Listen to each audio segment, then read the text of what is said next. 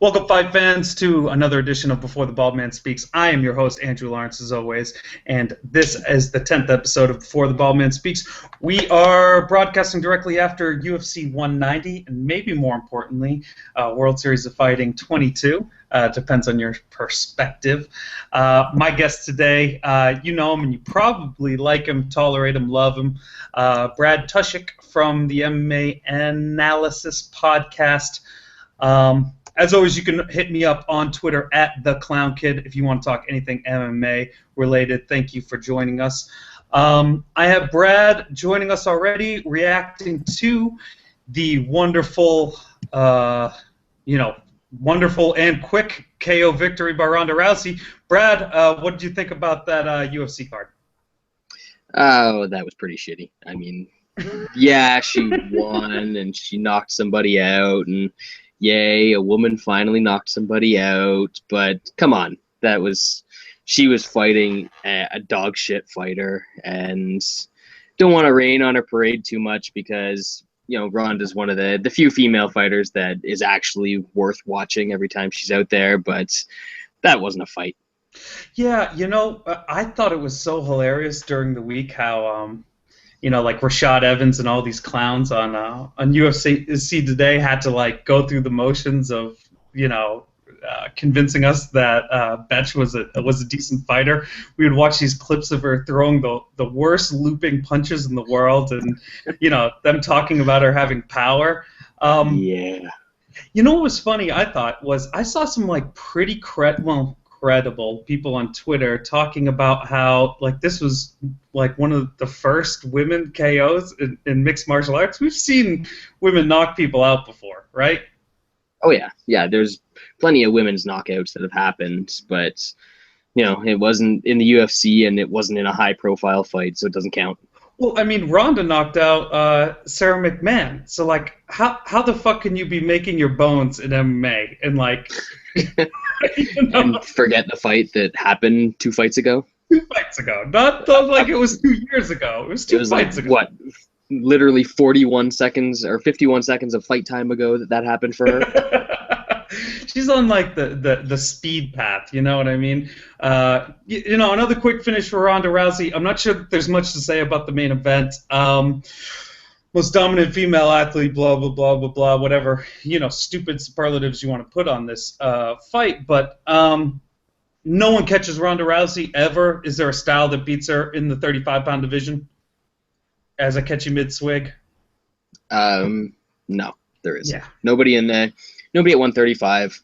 I think if Cyborg drops down to 135, she'll be a little bit too drained to actually give Ronda the type of fight that she could if it was at 140 or something like that. So, no, she's there until she just decides not to be there anymore. Until WWE pulls out the pocketbook and gives her some more money. Eventually, that's going to happen.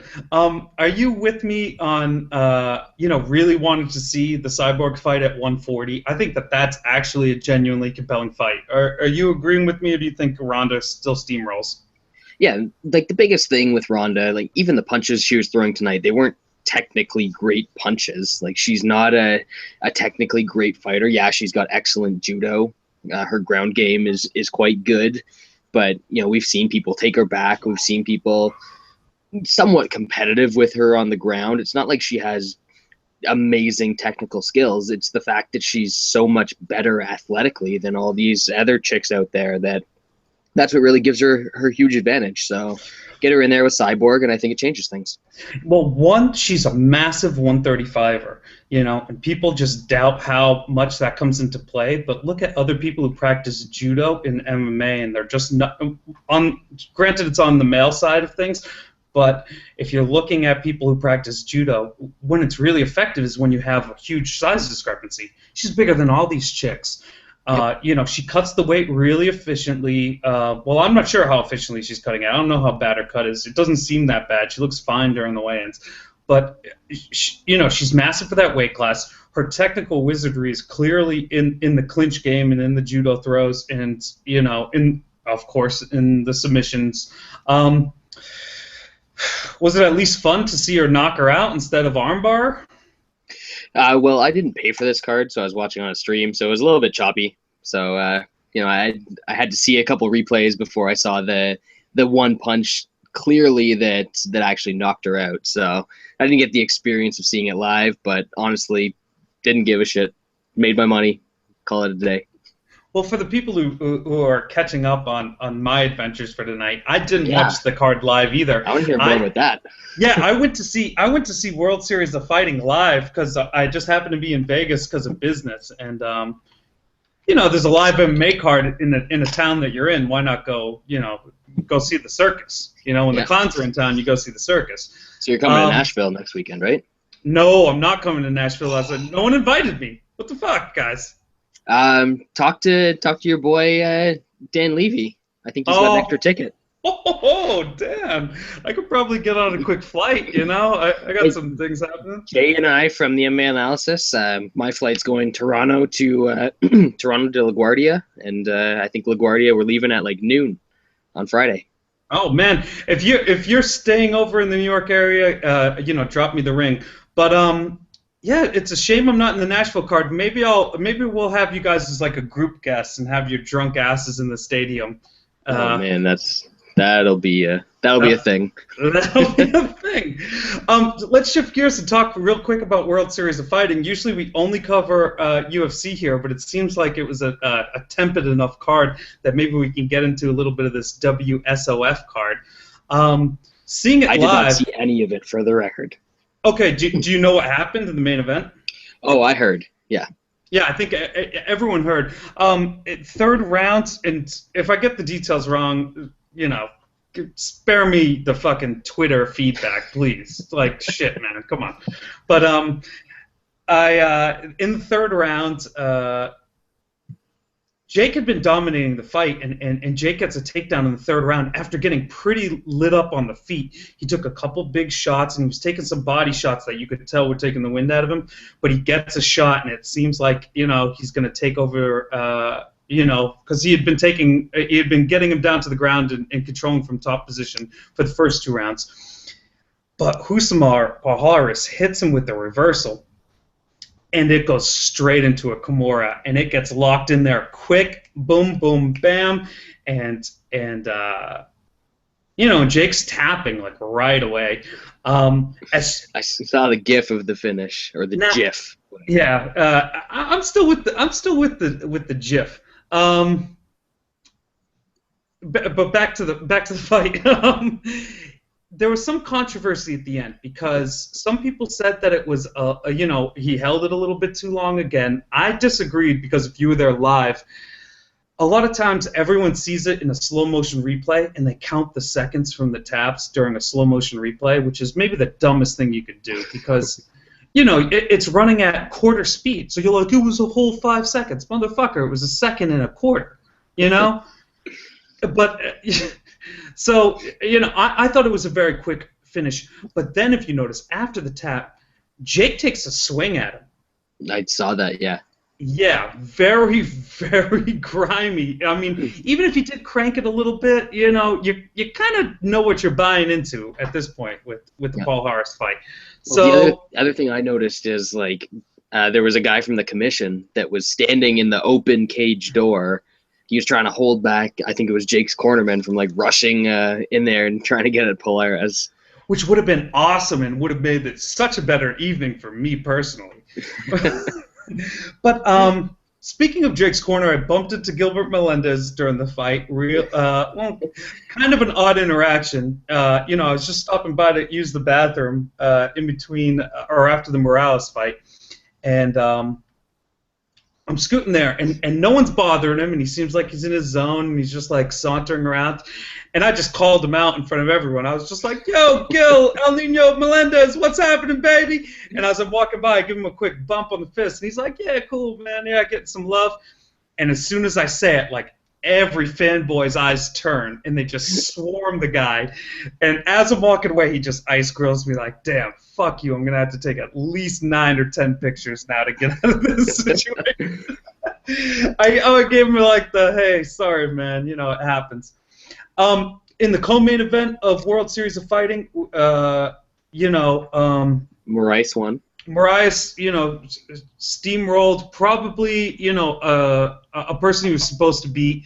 But the other Moraes, Thailand Moraes put up a pretty good showing. Had some striking skills, but the moments were few and far between. And it just seemed like what was going to happen. What was going to happen. He latched onto the back and got that choke. But a good performance.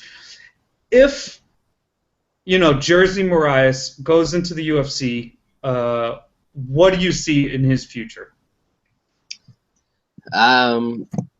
Probably a bunch of guys being able to out-wrestle him. Yeah.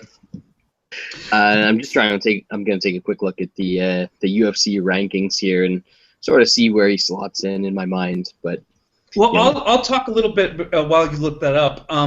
I really think what's interesting about him is that he's in a promotion that's ran by his manager, so he's kind of sheltered and a little protected in that way. And he always seems to get matchups that seem competitive, but if they seem that competitive in these matchups with his manager doing the booking, essentially, like how bad will it go for him once he doesn't have that? You know what I mean?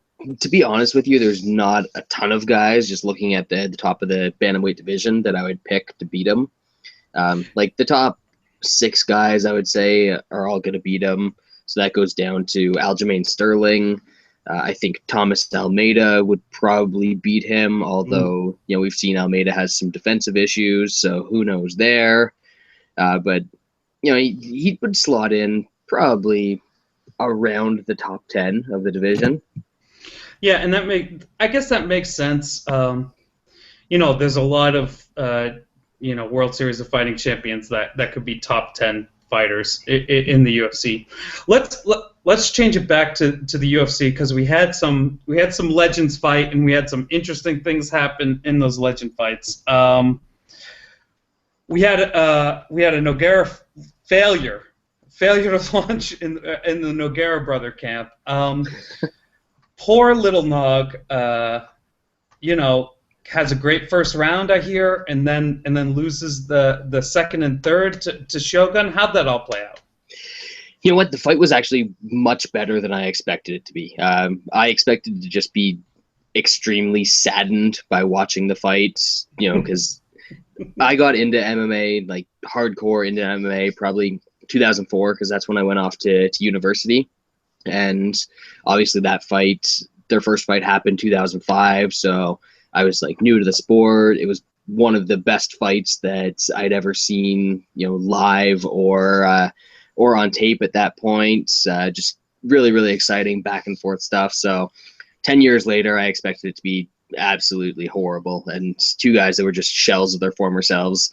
And while it was that, it was definitely, there was more action than I expected there to be. Shogun looked all right. I think physically he's not all the way gone. Technically, he's still got skills. His chin is what's really going to hold him back from doing anything moving forward. And I think a lot of people were, trying to put Big Nog's fails at this point into Little Nog. So he was moving a lot better than Big Nog was. You could tell that he was actually hampered by back injuries in his previous fights, and those had sort of been healed up, and he looked a lot better. So his boxing's always been good, but Shogun just had a little bit more for him, just like in their first fight. A little bit more in terms of takedowns. He had more diverse striking. But when they got into those actual punching exchanges, Little Nog's the cleaner puncher, and that showed in the first round when he landed and backed him up against the cage and almost finished him off. Yeah, I heard that's how the first round went, and I was kind of shocked that Shogun, didn't collapse there, because we've just seen anything that touches Shogun recently is just, completely floored him. But, I guess that wasn't the case, and it worked out the way that it did. I agree with you a lot on the point that, Little Nog has kind of gotten a lot of heat for, his bigger brother's failures. Like 3 seconds older. Yeah. Apparently in Brazil, when you're 3 seconds older, that gains you 40 pounds. So you become a heavyweight. But so, Big Nog has really looked horrible and just really, really bad in his last couple outings. I think Little Nog hasn't looked that bad. I mean, no question, the Rumble Johnson KO is vicious. But Rumble Johnson is a vicious fucking dude. Yeah, so, can you imagine what would happen if Rumble Johnson fought Shogun right now? What the? It would be unsanctionable if if an athletic body were to make that fight and like give it their okay, I would question their ability to be able to review fights. If an athletic body sanctions that fight, then Husamar Palares should be next in line to sign up for his license, right? It's interesting. We didn't get to see, or I didn't get to see the Pitbull Thiago. Jesus Christ. You know what I'm talking about. Jesus Christ. What's Thiago Silva? He didn't get to fight today because the Las Vegas or the Nevada State Athletic Commission pulled his license, which was shocking because the Nevada State Athletic Commission has just had a rampant history of not giving a fuck what happens in their state. But they really that is very true.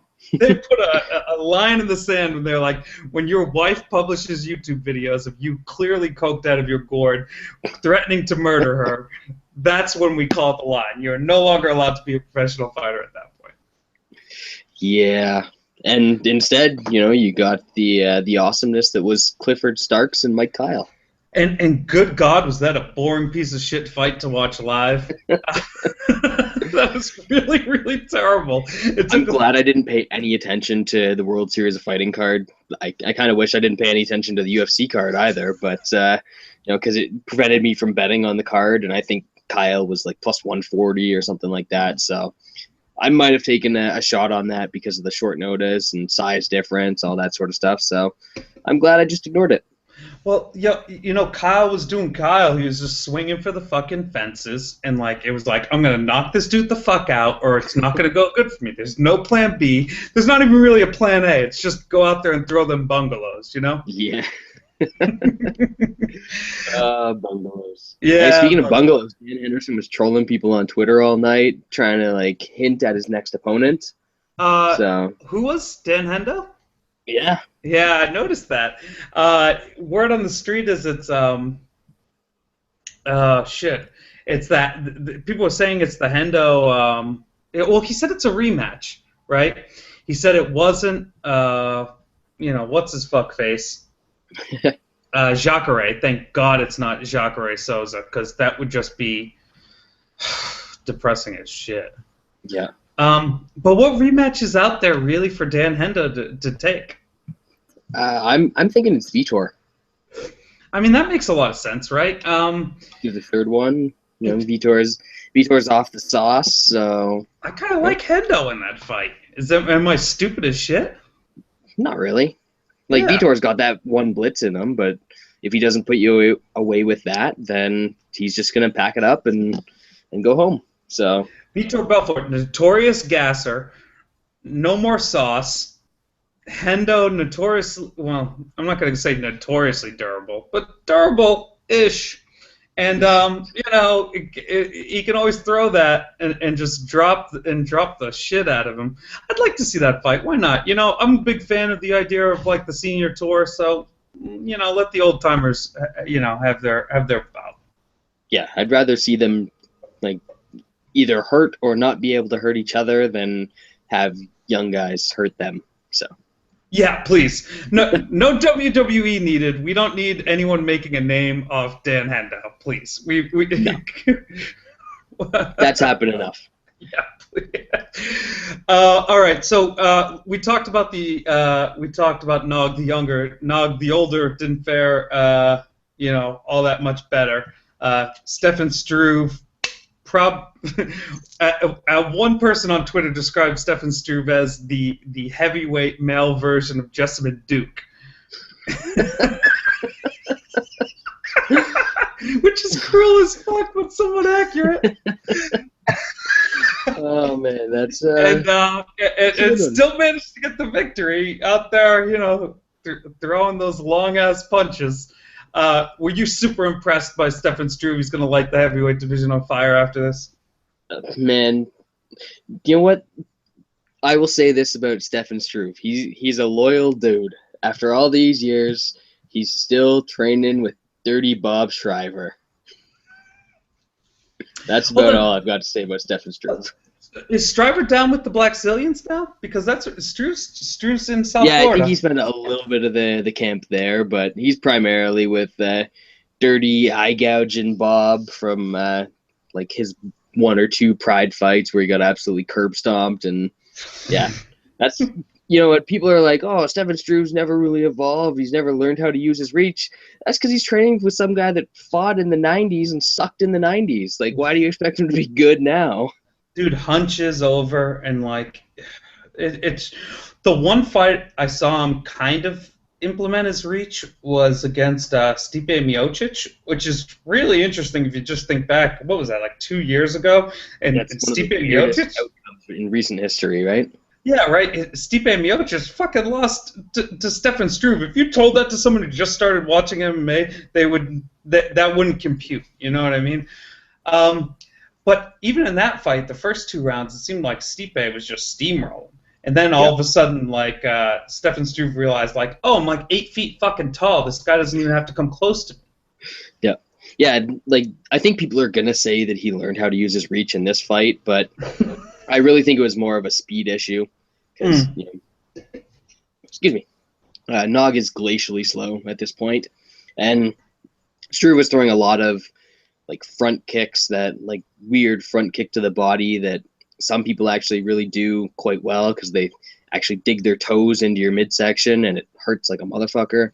But Stefan Struve wasn't throwing it well, and Joe Rogan was freaking out about it, being like, oh, those body kicks, they take such a toll on you. And it was literally like him landing flat-footed on Nog's body and not slowing him down or stopping his forward movement throughout the entire fight. So he was trying to do things that I could see maybe, him implementing his reach, but he's still not there yet. And he's still incredibly hittable because it was so easy for Nog to move forward and throw really slow punches and hit Struve a hell of a lot. So, he doesn't have the power to stop heavyweights from moving in, and he doesn't have any sort of head movement.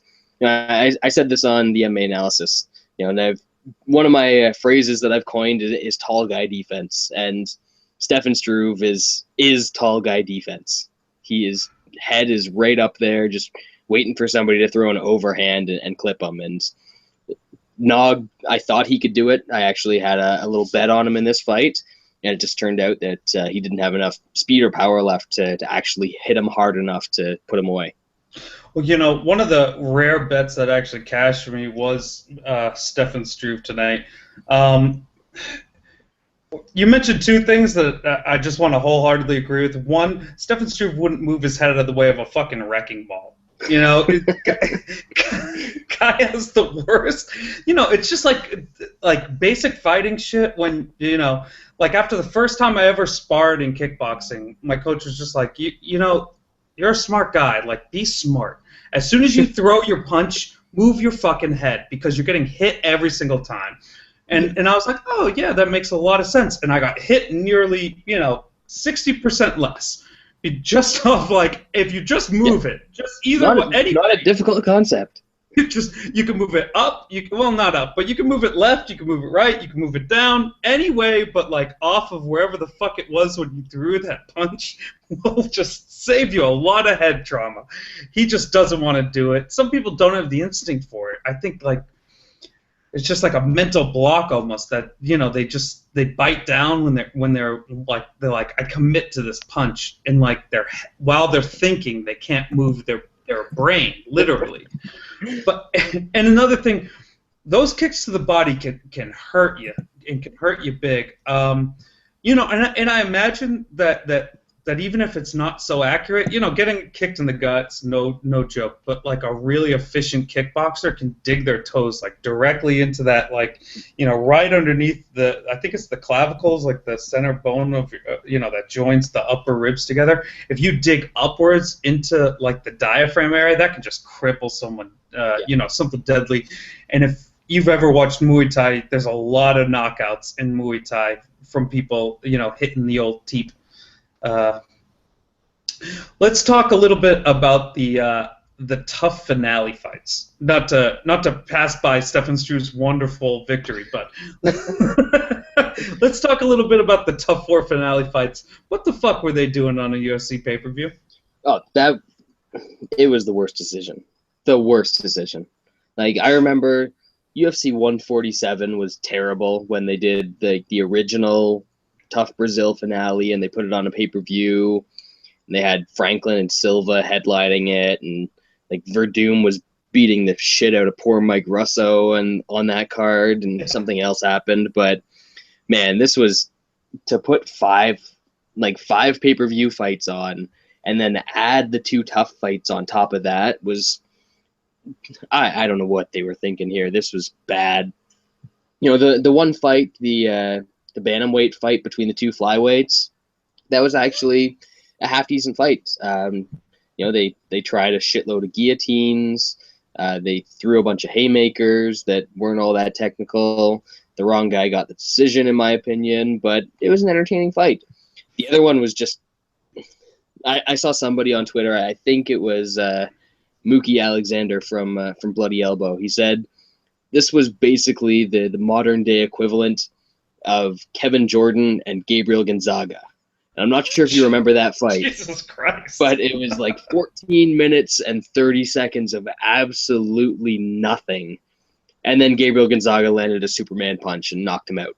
So everyone remembered it for the Superman punch, but everyone who actually watched the fight remembered it for being the most horrendous fucking thing ever to sit through. So it was pretty much like that fight, because he got the rear naked choke finish with like 20 seconds left or something, but yeah, it was a thing that happened on a UFC card that not a lot of people are going to remember. UFC 190, the things happened. Yeah, pretty much. Hashtag things done happened. Yeah. The only explanation that I could probably posit for the UFC actually, putting together or putting those tough finale fights, there has to be a contractual obligation involved there. I don't know if it's these a cards global air one. on Globo in Brazil. They're not on pay-per-view down there, so it's got something to do with that. Has to be, because there's no way you could be more dissatisfied from an American viewing standpoint. Think about how much nicer that fight, that card flows. You had the Nog, then Big Nog gets blood, then Little Nog loses. Then a quick, Ronda KO.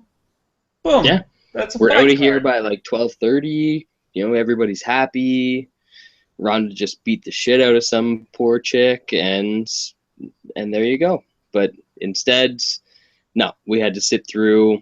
Like, I intentionally tried to avoid those fights. For one of them, Nick and I were going over the lines for the Nashville card. So for the first fight, I released the cards and sent out a whole bunch of tweets for what the lines were for that fight. And then it was over, and I was like, all right, I only got one more fight to go. I'm going to take my dogs for a walk. So I took my dogs out for a walk. I was out for like half an hour. I got back. It was still just the end of the fucking second round. I still had an entire another round to go, and it just, man. Take a longer walk, man. Yeah. The poor dogs got shafted. That's what really happened in that whole thing. Well, my one dog just got neutered last week, so I can't take him out too long, or I would have been out longer. But, yeah, just, everything was against me tonight, man. Everything. I love that your plan was such like a married man's plan. You know what I mean? You're like, okay, I'll do a little fight stuff, and then shit, what am I going to do? I'll walk the dogs. Yeah. No one will bother me. I'll just be by myself. I'm constantly searching for a moment to be alone. Let's take the dogs out. Everything will be fine.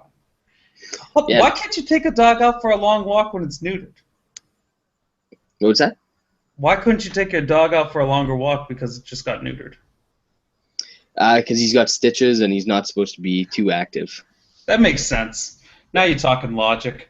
Yeah, exactly. So take care of my boys. Yeah. I mean, if you're gonna take care of a dog, people, don't fucking have it get stitched up after it's neutered and then have it break its stitches. You already cut off the dog's dick. Don't be cruel to it afterwards. Well, the balls, not the dick.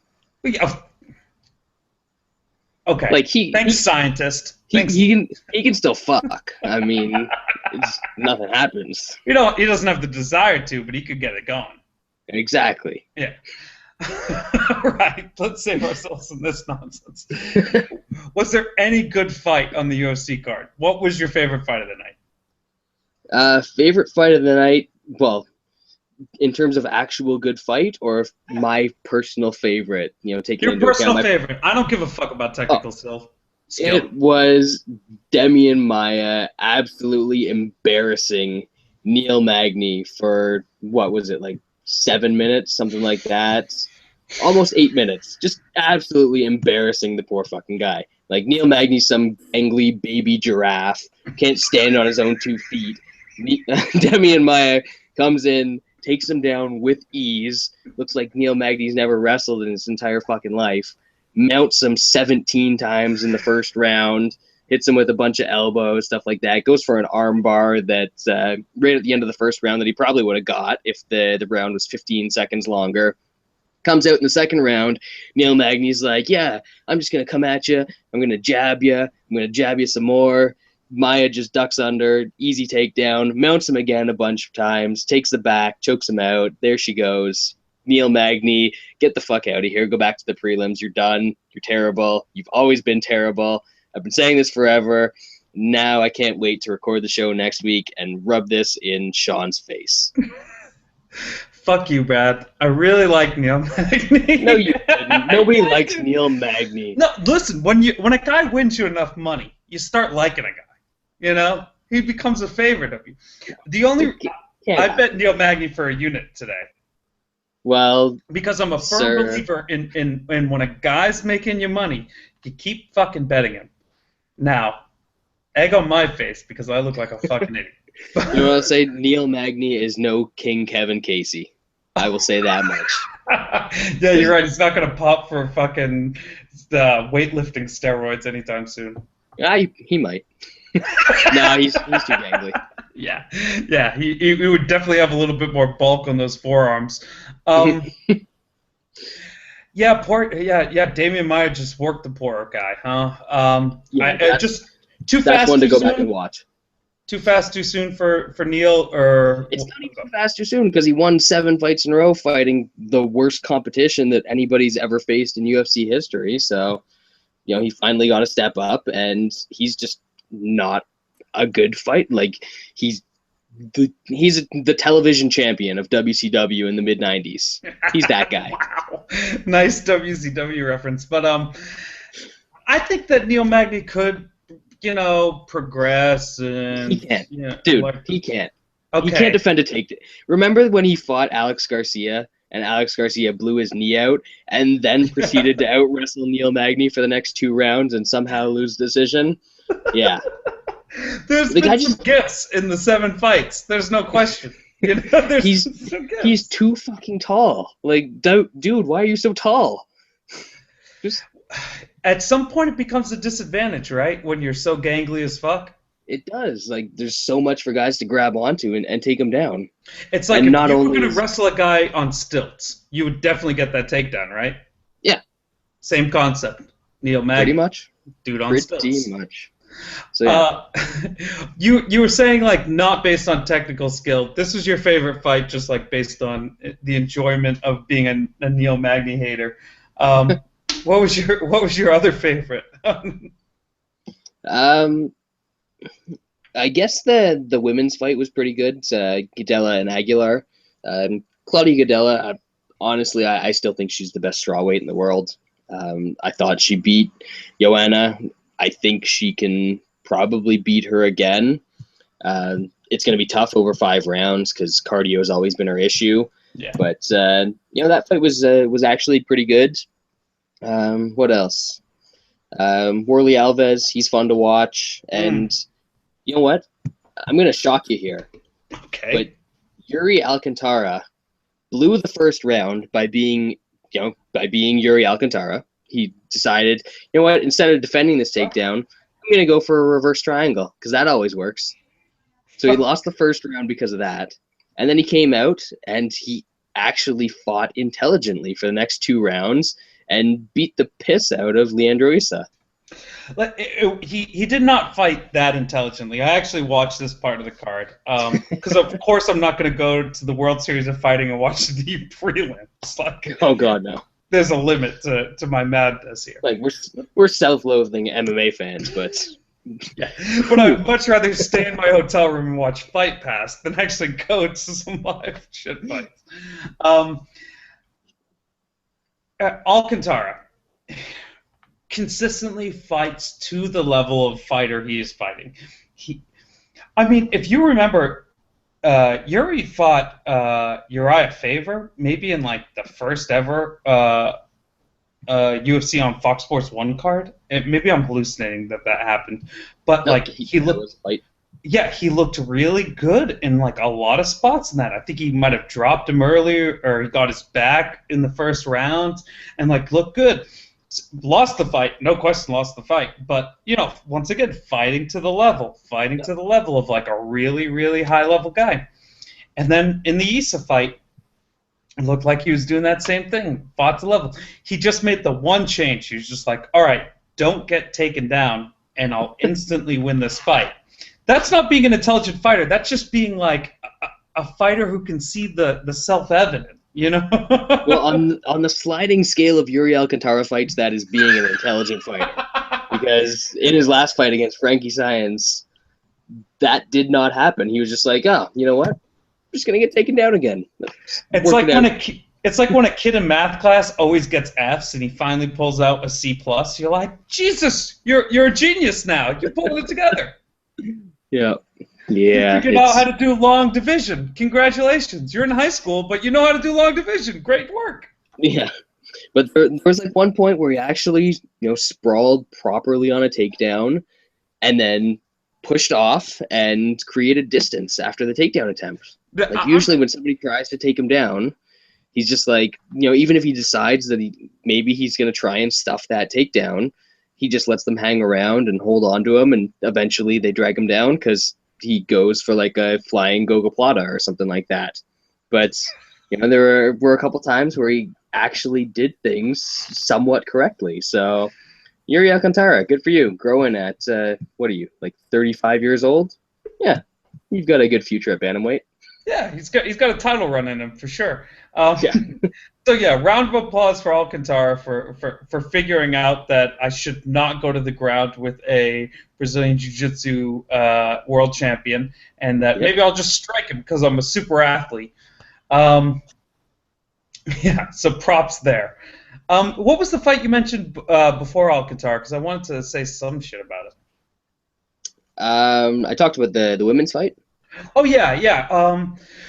You mentioned that you think that Claudia Gadelha is the de facto champ at the 115-pound division. I think that while I agreed with you, and I think that she won that fight against JJ, Joanna's on this confidence roll, and I'm a huge believer in a fighter's mental state. Really. Propelling them forward, and confidence being such a huge part in a fighter's game, that I really think that JJ could get it done in that rematch. You're talking about a 5-round fight. She hit her with this crazy fucking uppercut early in the fight. I think there's still holes in Gadelha's striking defense. So I really think that JJ could blow her up in that rematch. It's definitely possible. For me, it sort of comes down to where women's MMA is at this point. It's still a lot of times the better athlete wins, and I think Gadelha, that is the best athlete at 115 right now. So I think that Joanna didn't really have to worry about a huge threat of takedowns or people being physically stronger than her, being able to physically impose themselves in her last couple fights against Esparza and Penne, who really should be fighting at 105. Mm-hmm. it's going to be different for her when she gets in there with Gadelia again. Somebody that when she gets her hands on her can actually do stuff against her. So yeah, I mean, it's yeah, I mean, maybe you have a point there. But I just think it's good that there's actually a woman's MMA fight that I'm genuinely excited about. That's genuinely gonna be a good fight. Yeah, if you want to be so fucking crass about it, Brad. I do. I usually do. But yeah, that is a legitimately good fight between two people who have technical skills in various areas of mixed martial arts, and honestly, it's unusual for the women's game. I give them a lot of shit, but honestly, a lot of it's deserved because women's MMA generally bad. I'm gonna agree with you here, and I'm like a huge supporter in wanting to elevate, women in MMA. I'm all for it. I really am a supporter of it. But when you're talking about the UFC and in the price point that we have to pay to be UFC fans, I just want to demand a certain level of technical skill and entertainment. And you don't get that from Jessamyn Duke and Elizabeth Phillips? Well, God damn it, you had to scrape from the bottomest of the barrel, didn't you? That is just some horseshit fighting right there.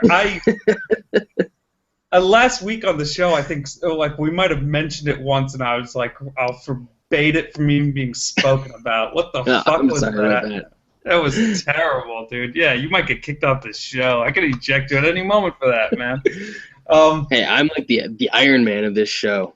You are like the guy to call on for any desperate situation. But back to my point. I'm not trying to hate on women's fighting. I'm a super supporter of female MMA or women being allowed into the sport.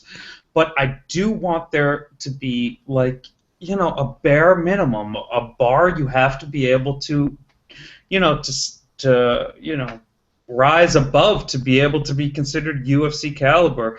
And that bar's not that high. Let's be honest about it. There's a lot of men fighting that goes on that's dog shit. We watched 2 dog shit fights. Well, I didn't, but you did watch 2 dog shit fights in a pay-per-view on a UFC pay-per-view. Yep.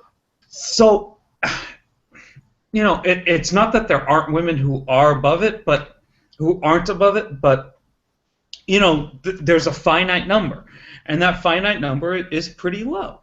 I don't think that that's even a huge knock on women, in MMA. I think that that's just the status of the sport at its current state.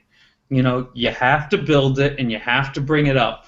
We need to get rid of, the Duke Phillips of the world, and in 2, 3, 5 years, we're going to see enough, high quality of female athletes who are willing to participate in MMA.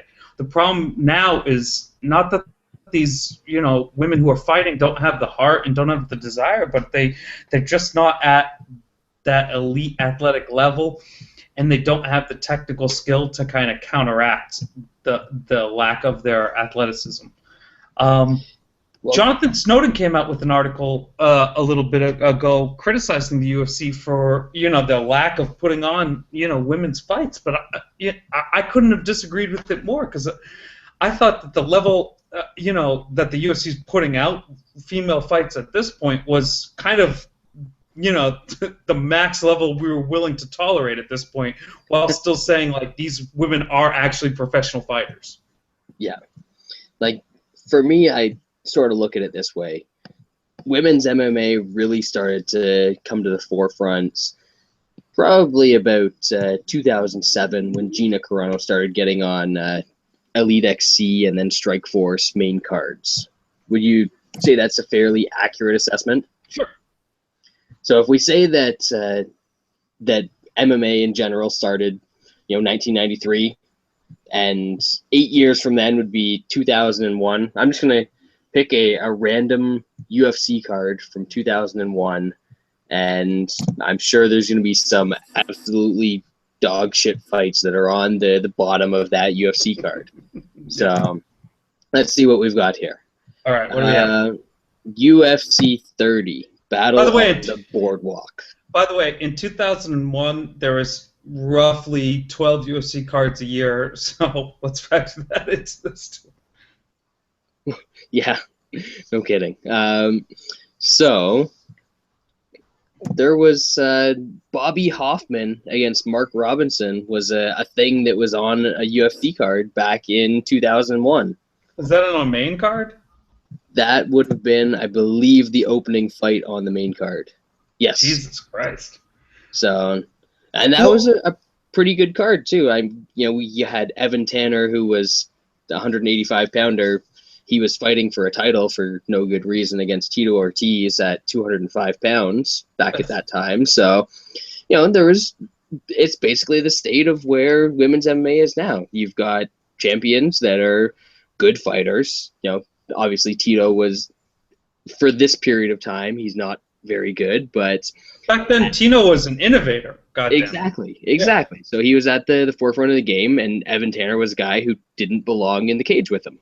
Yeah. Just like Ronda's dominate, and Bitchy Correa didn't belong in the cage with her. So it's no different than that sport was.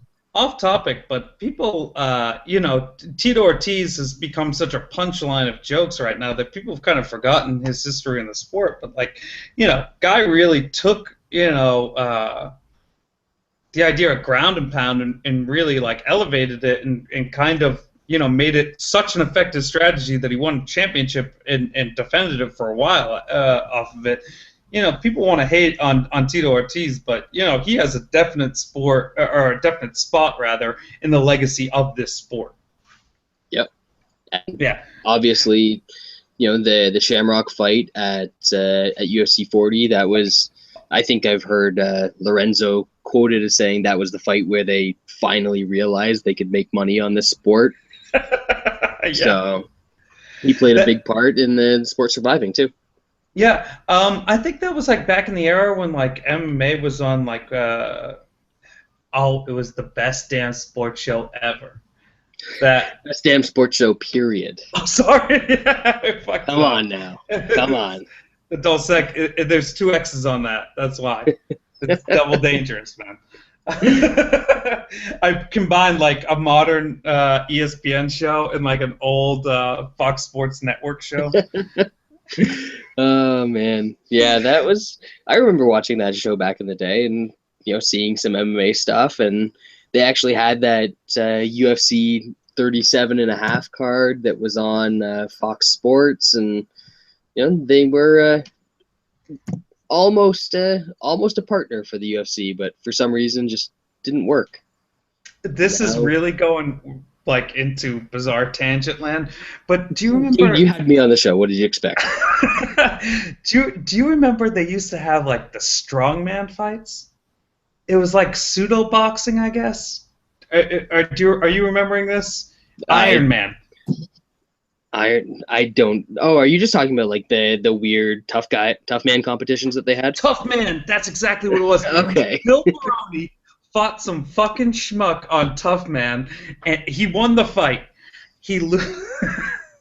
I just want to talk about Phil Baroni and this little memory I had.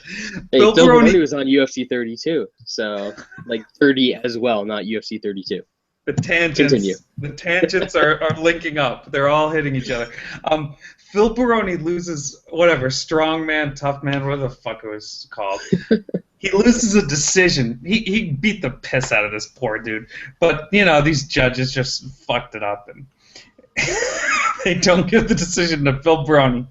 And Phil Baroni on the most steroids he's ever been on. Well, that's questionable. But Phil Baroni on a lot of steroids was so upset that they had to literally drag him away from fighting every single judge on ringside. It became all of a sudden TV entertainment. They're Phil Baroni really upset with this decision, and then all of a sudden it was just oh no, cut away the camera from Phil because it turns out he's a psychopath and security, get this man. He might be on methamphetamines and steroids and some interesting mixture. Get him backstage as soon as possible, please. Speaking of Phil Baroni attacking officials, whatever happened to good old Larry Landless? What? Do you remember it was Baroni's fight with Evan Tanner, and Tanner was in mount, punching away at Baroni, and what did the ref say? He was asking Phil, "Are you okay?" And Phil was like, "No," because he thought the ref was like, "Do you want me to stop it?" Or just stupid shit that a ref shouldn't be saying during a fight. Don't ask the fighter questions. Just say, fight back. And if you see the guy doing something, don't stop the fucking fight.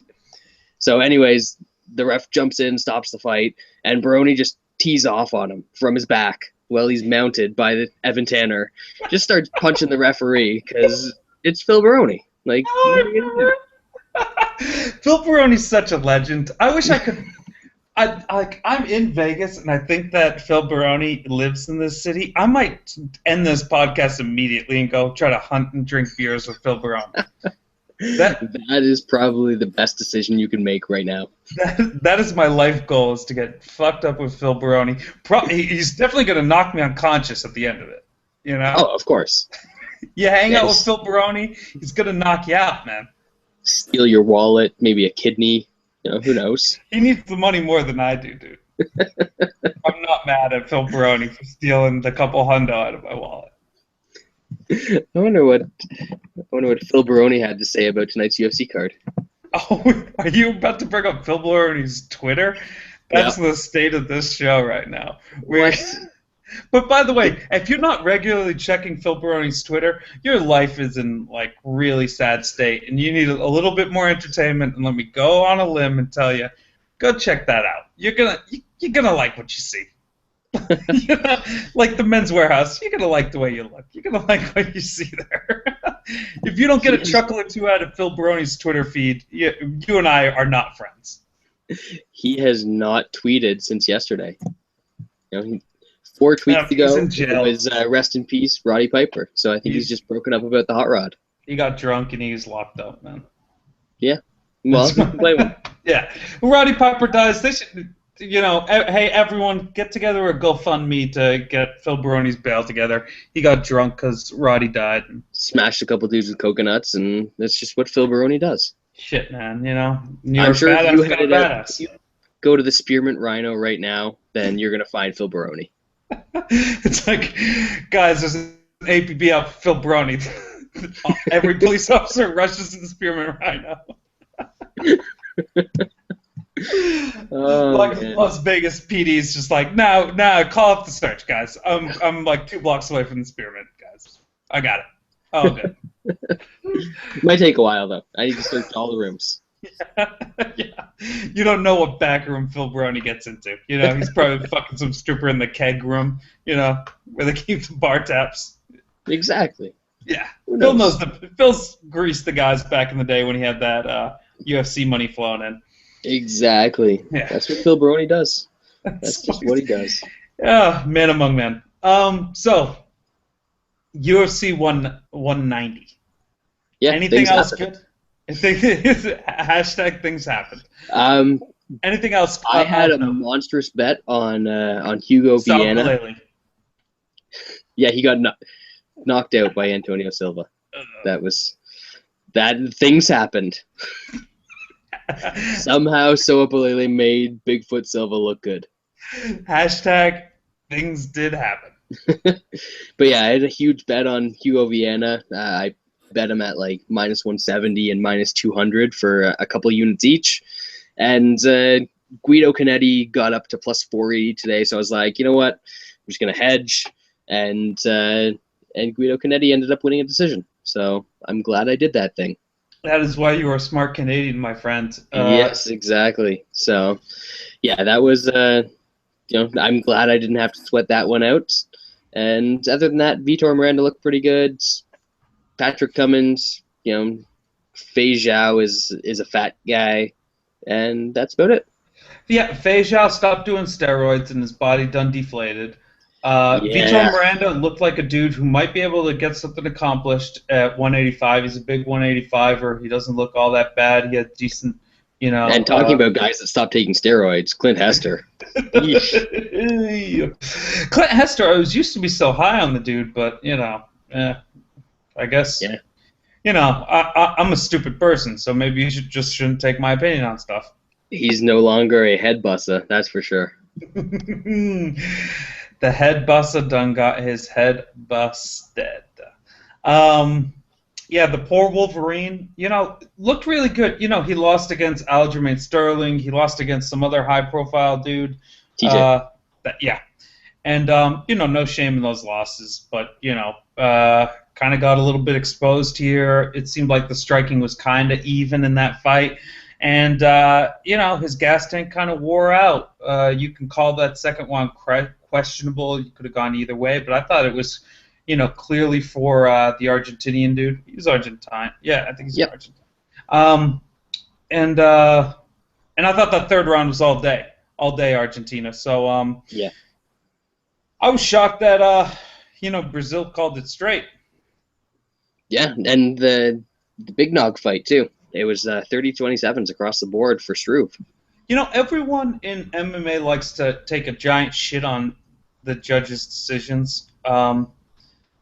In combat sports in general, boxing, definitely applies to this too. Judging is just a horseshit affair, and it's corrupt it's corrupt as fuck.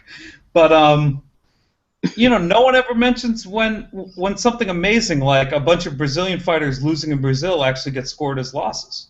Yeah.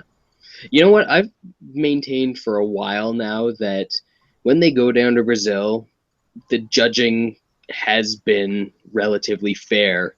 You're going to see hometown decisions everywhere in really close fights, but when a fight is, a certain way and everyone sort of agrees on that fight, in Brazil they do a pretty good job. Canada is probably one of the worst offenders for just horrible, god-awful decisions. Yeah. And so I'm willing to admit that, but Brazil, I actually think they do all right. Yeah, I think that Brazil's got a bad rap. They had some definitely at the start of things. We're at like card number 20 in Brazil at this point. Yeah. But at the beginning, there was definitely some horse shit, some fuckery around.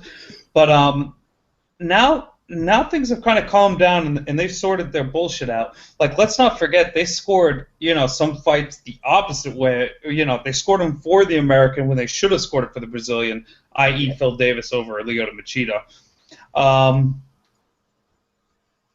But yeah, I think it's just become like such a thing that people say that they haven't really like paid attention to the last couple of them, because I thought the judging, especially in Brazil, has been very fair.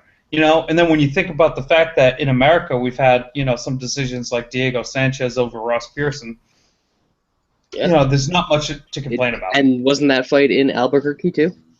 Ding, ding, ding. Winner, chicken dinner. Yeah. Nonsense is going to abound in MMA judging, and there's always that interesting mix of corruption and incompetence. So it's really kind of hard to like see which one's like taking over at each point. That is unique to MMA and all forms of government. Yeah, you're never quite sure which hat's being worn right there. Is it just you not know what the fuck you're doing, or are we just getting paid? But the incompetence covers the corruption, and the corruption covers the incompetence, so it all ends up in a nice murky soup of the people getting fucked over. But anyway, the point is, the judging in Brazil pretty good tonight. Let's put a bow on this shit, Brad. Overall, you grade the UFC card, and then I'll grade the WSOF card. UFC cards. What are we doing? A to F here? Yeah, A to F. This is American grading, not whatever the fuck you do in Canada. In Canada, it's socialist, so everybody just gets the same grade.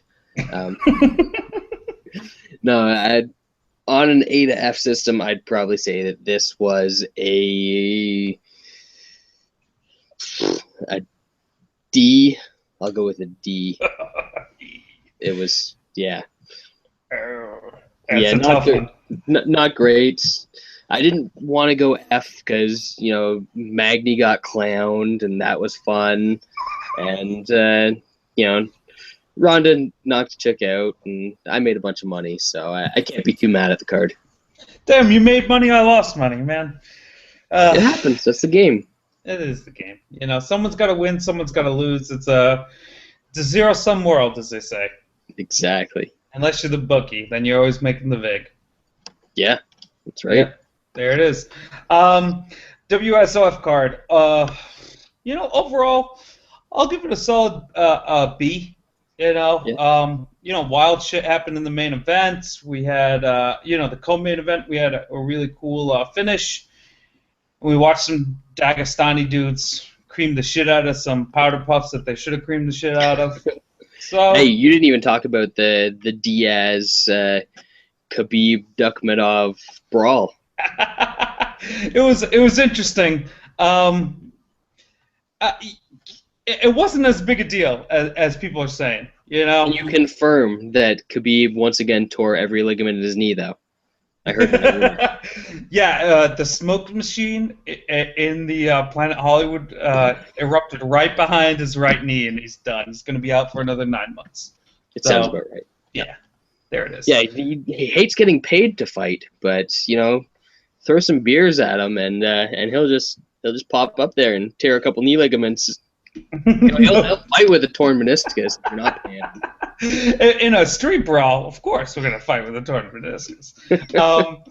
I found it interesting that homeboy Habib was rocking the Reebok shirt when he didn't even have to. Ooh. Yeah, he's out there shaking that ass for that special contract, Yeah, he knows he doesn't get paid extra for that, right? Yeah.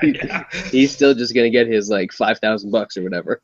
Yeah, he's on the hope and the prayer that he's going to get an extra $1 or $2 for that, That NBC Sports money is going to just rain in. I was going to say, it's a good thing that so many people watched the World Series of Fighting card because. Fucking Val Turdo, and this is getting really deep, but Val Turdo, MMA Investments on Twitter at MMA Investments. He's an asshole, but he's a great dude. He was the one who sold. He's like, you gotta go to the World Series of Fighting show. Fuck this UFC card. It's some nonsense. You gotta go. It's gonna be a great night of fights. It wasn't the greatest night of fights. I'll be honest with you. But I'm glad that Val Turdo's. Why did I mention it? But I'm glad he convinced me to go to it. All in all, the show was a B. Give out your bonuses. You're Dana White. What are your UFC bonuses for the night? Well, Ronda's going to get a bonus. So because she definitely needs 50 Gs. Yeah, exactly. Demian Maia is definitely getting a bonus. Yes. And so we're doing 2 performances and fight of the night? Yeah. You know what? I'll give fight of the night to the 2 sloppy bantamweight tough guys because those are guys that can actually use some money. Good. I like that. And thank God World Series of Fighting. Who gets the Boost Mobile burner phone bonuses from the WSOF card? No, you don't understand. It's a lifetime contract. You never have to pay for cell phone service again. Now, granted, if you leave a major urban area, you're never going to get cell phone reception, but you never have to pay for cell phone reception again. And when Boost goes out of business, then you're fucked in like 6 months, but whatever. Well, hopefully they'll get bought by like a Sprint, and you'll get grandfathered into your contract. Probably not, but hopefully, there's hope out there. Marias probably has 8 of those cell phones, so why not give him a 9th cell phone at this point? And Husmo Pajares lives on a farm somewhere in Bumblefuck, Brazil, so give him a cell phone that he doesn't even know how to use, and we'll call it a night there. There we go. All right, Brad. Thank you so much for coming on the show. It's been good chatting with you. We'll let you get to sleep. Now, take this time, give some shout-outs to your podcast, your Twitter feed, and whatnot. I think you guys can see my Twitter right here, something like that. Yeah. That's me on Twitter. MMA Analysis is the podcast that I am conveniently a co-host of. And yeah, that's the big stuff for me. MMA Oddsbreaker, I help do opening odds and stuff there. I'll release some articles that just have my thoughts on new fights that have just been released and all sorts of good stuff going on. So next week, if you guys are in Nashville, a whole bunch of people from the MMA Analysis and then a bunch of our buddies from Twitter are all going to be in Nashville watching the card. Come, buy us a beer. We'll be drunk. We'll be belligerent. It'll be a good time. All right, yeah, definitely, and thank you once again, Brad, for coming on the show. Anytime, man. It's always awesome to be on here. Yeah, we have a good little time here. Definitely, if you're going to Nashville, go out there, buy Brad and all those clowns a beer. I definitely do not buy California Dougie a beer. That is forbidden. Well, he probably, he's from California, so he probably only drinks like wheatgrass or something like that. Yeah, buy him a macrobiotic shot for his vagina. Yeah, exactly. He's got to keep the pH balance of that thing right. I don't need to tell you how delicate those things are. You can get a yeast infection at any moment. Any moment. Next week is gonna be awesome. If you can somehow find a way down, like I said, talk to Dan and see if he's still got that ticket hanging around. But you can find a way down, that'll be awesome. I tell you, that regional flight on Delta, I could probably pay for it on the miles. It might happen if the work isn't happening. Either way, I'll try to make it down to USC Nashville for Ovince St. Preux against Glover Teixeira. Jesus Christ, which is but there's some really good fights on that card. No matter what, if I'm there, if I'm here, if I'm in New York, if I'm in Las Vegas, California, Before the Bald Man Speaks will definitely happen. Thank you all for joining me on the show and watching it live. If you do watch it live, if you watch the replay on YouTube, definitely hit that subscribe button because we would love to have you watch every week. And, tell your friends, share this on social media. I really appreciate any of the support I get on the social media platforms. Hit me up on Twitter. I'm at @TheClownKid. You have to add the. My spirit animal, Ken Shamrock down here, will beat the shit out of you if you do not follow me on Twitter, so watch yourselves. Thanks a lot, guys. Have a good one, and enjoy your evenings. Peace out. I'm Andrew Lawrence, as always. Have a good one.